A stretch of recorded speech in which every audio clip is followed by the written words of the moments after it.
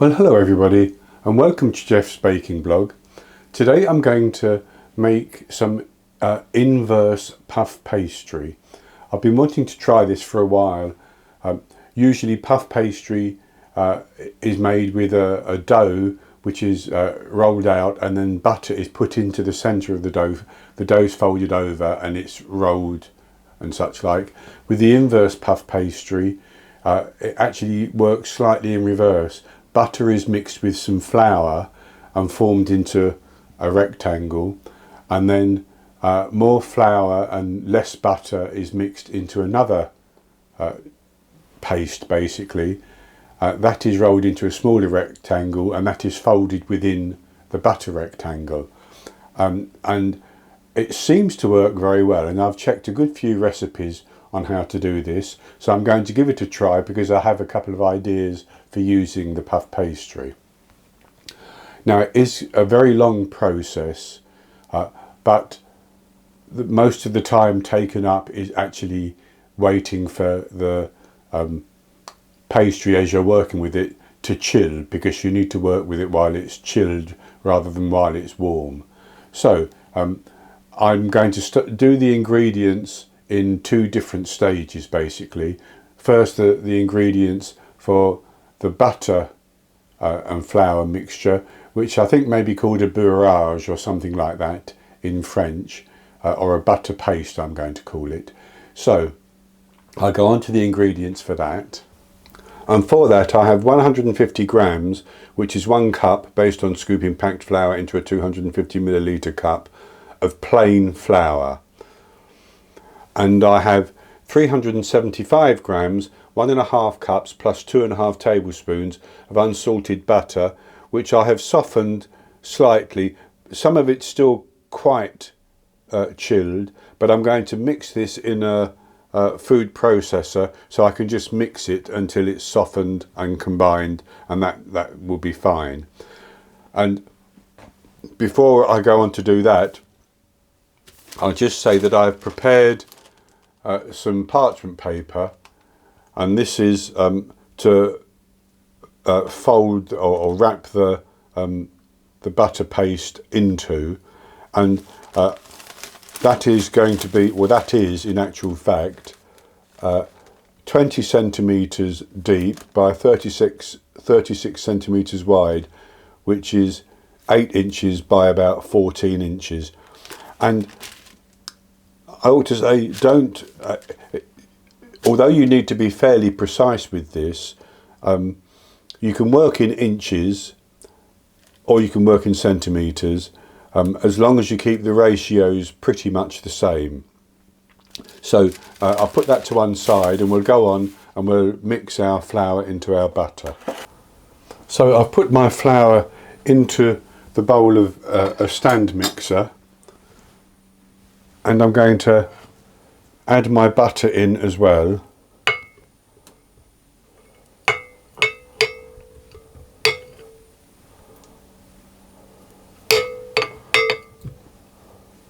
And I'm going to mix that, starting off on a low speed, until it's all fully combined.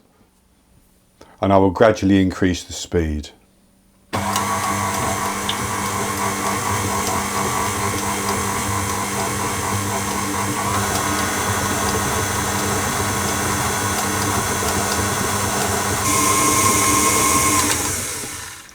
And I've mixed that, so I'm going to turn that out onto my template, and I'm just going to press it down a little bit,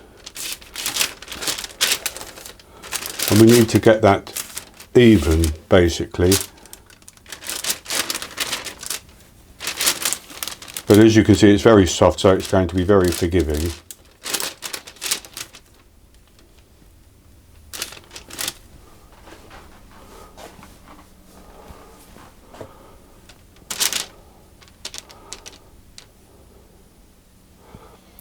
And what I'm going to do is I'm going to fold over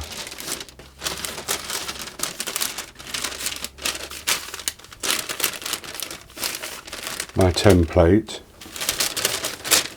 so that the butter is completely enclosed.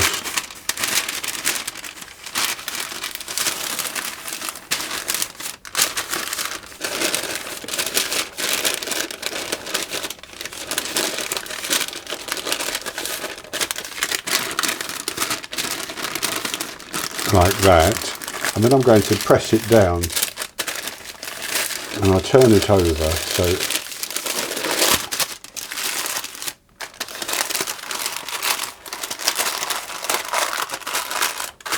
you can see it better. And I'm going to press that into the corners.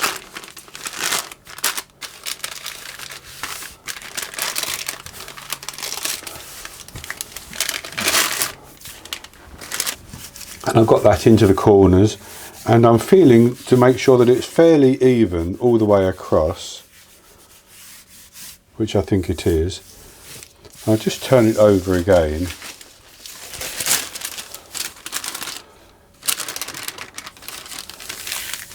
To check it.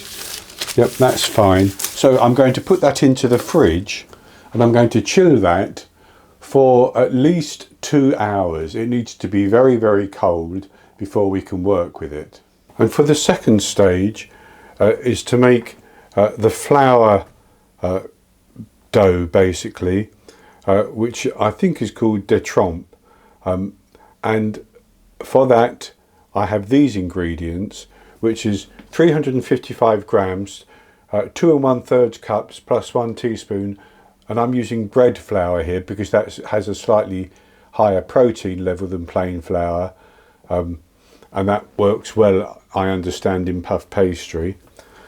I have 115 grams, 8 tablespoons of unsalted butter, which I have melted, and I'm leaving that to cool a little bit. I have 150 millilitres, half a cup plus 2 tablespoons of room temperature water, 7.5 millilitres, 1.5 teaspoons of white vinegar, and 15 grams, 2.5 teaspoons of salt. And I'm going to put the salt and the vinegar into the water.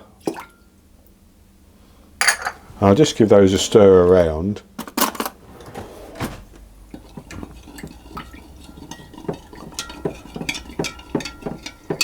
And basically we're going to mix these together until they form a dough. Now I ought to mention that I also have a rectangle of paper for this dough, and this rectangle is 15 centimetres by 18 centimetres, which is about 6 inches by 7 inches, and that's going to be the rectangle we're going to use to make to form our dough. And I'm going to put the flour and the water into the bowl of my stand mixer, and I'm going to mix that together to start with. So I'll pour the water into the flour, and I'm using my dough hook because this dough will get quite stiff as it mixes, and I'm going to just mix that together again on a low speed to start with.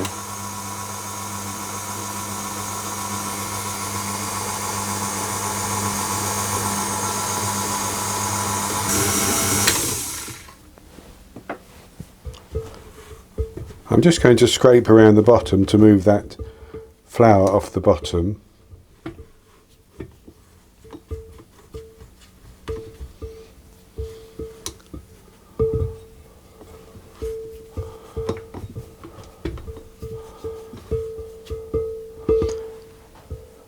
And then I'm going to pour in my butter,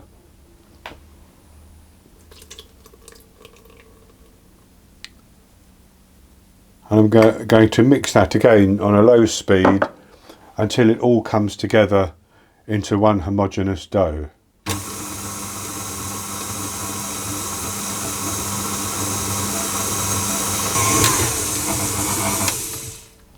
And that's good enough like that.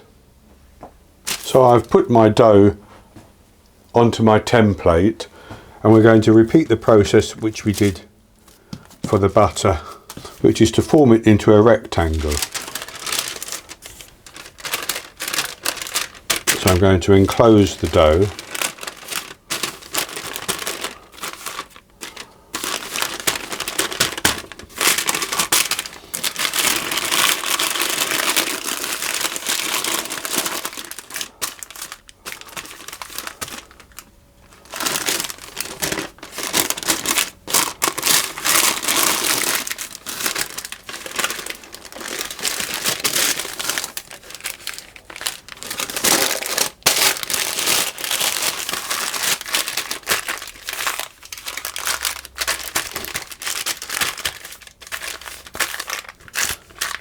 And with it enclosed, I'm simply going to use my rolling pin to push that into the corners. And with that formed into my rectangle, I'm actually going to just press down on it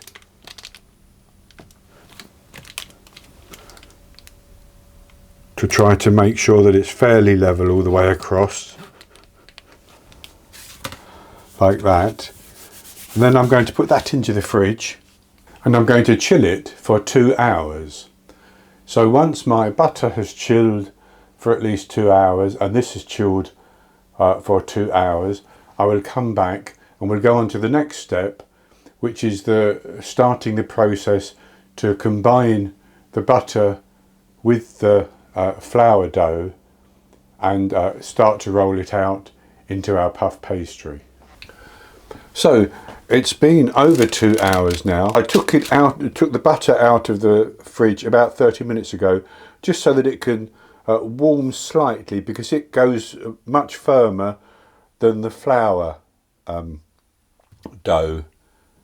So I've unwrapped the top, as you can see, and I'm going to unwrap my rectangle of flour dough.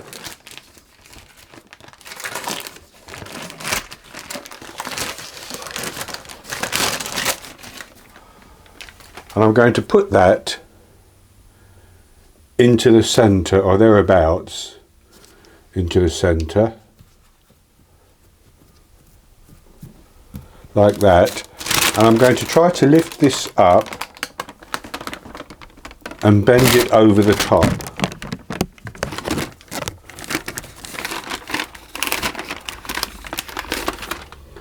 And if it cracks, you just have to patch it.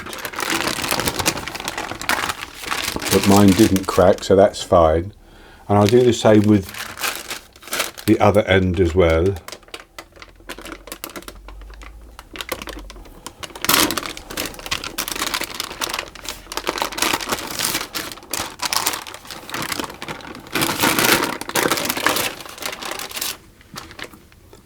And I'm going to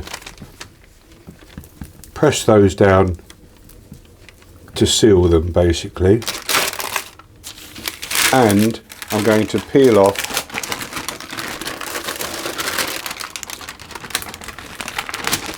the other side as well. So working quite quickly, I'm going to press the butter down around the side to join that up as well.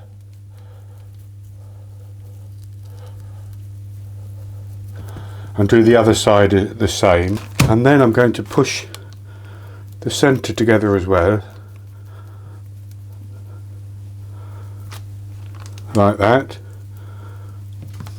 And I can already feel that's beginning to soften. So what I'm going to do is I'm going to put that back into the fridge for 15 minutes. I'll just cover it with this parchment paper again.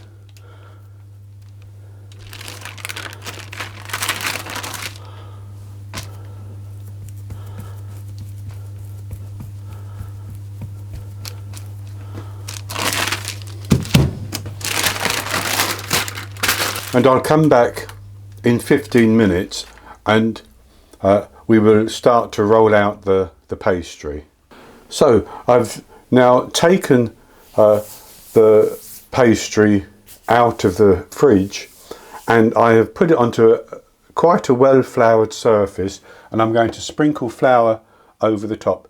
It's important when we do this, at least the first fold of the pastry, that it's well floured, and I'm going to roll it out into a long rectangle, and you can roll it to the length and width you want, basically, and you have to make sure as you roll it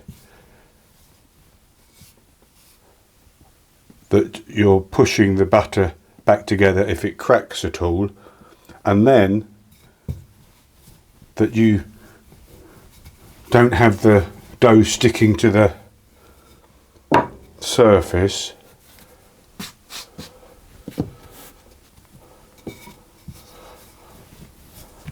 And with that rolled out to a reasonable length, I'll just check the length of that. That's about 46 centimetres, which is 18 inches, just over 18 inches. I'm going to fold half up, sorry, a quarter of it up there, a quarter up, and then fold it over again. But to do that, I'm going to lift it just like that, so I can see where to fold it to. I'm going to press that down, and it's already getting soft, and if your dough gets soft, you can stop what you're doing, wrap it in plastic wrap and put it back into the fridge. So I'll fold that over as well, and as you can see, it's cracking just a little bit, but it will be fine.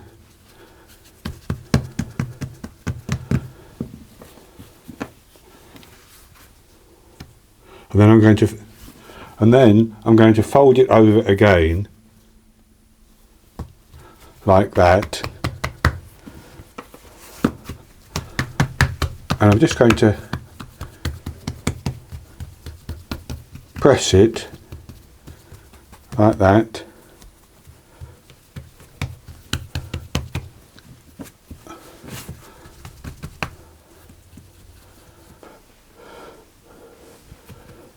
So I'm going to wrap that up in plastic wrap, and I'm going to put it back into the fridge for 2 hours. And then after 2 hours, I'm going to roll it out again in exactly the same way. So into a long rectangle, and do a double turn as I've just done there. And then I'm going to chill it for another 2 hours. And after the second 2 hours like that, I'll come back and we'll do a more simple roll and fold, and then the dough will almost be ready to use. So I rested my pastry dough for 2 hours, then I rolled it out and did that double turn a second time, and I rested it for a further 2 hours. So now I'm ready to do what is known as a single turn, and that will be the final piece of work that we need to do. So with my ends pointing towards me and the closed side pointing to one side, I'm simply going to roll this out into a large rectangle again.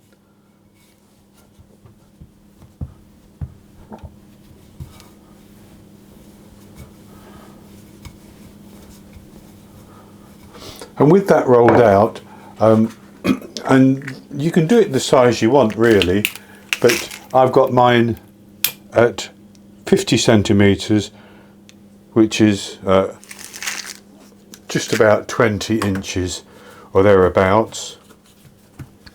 And I'm going to fold that up, fold 1/3 up and the other third down over it.